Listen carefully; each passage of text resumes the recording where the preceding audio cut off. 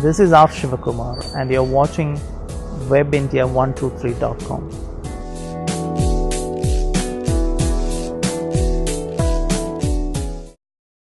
As for an art historian, I think, who approaches the artist's work, I mean, of course, there are works of art,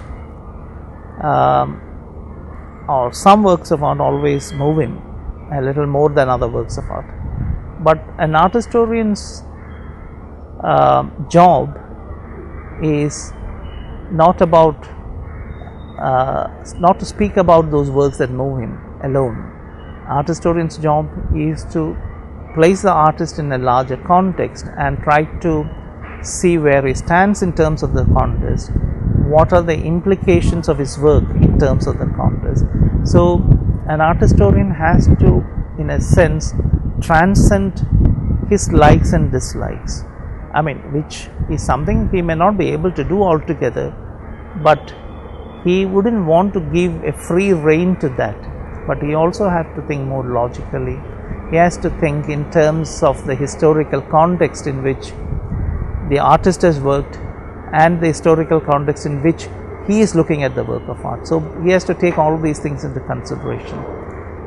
So the art historian is compelled, in a sense, to put his subjective responses on the back burner. I mean, it's there, but it's on the back burner. He's more consciously driven by the other issues.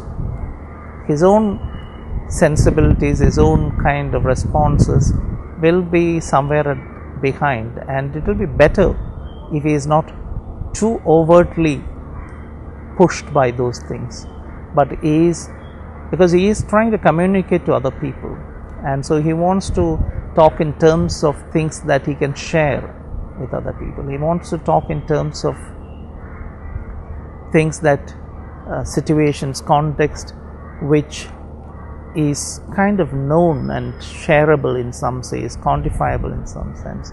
So this is what drives him. I mean, not thing. I mean, maybe the first thing is the visual thing and his own responses, but I think when he sits down to work, he pushes that behind and allows the other things to come into the foreground.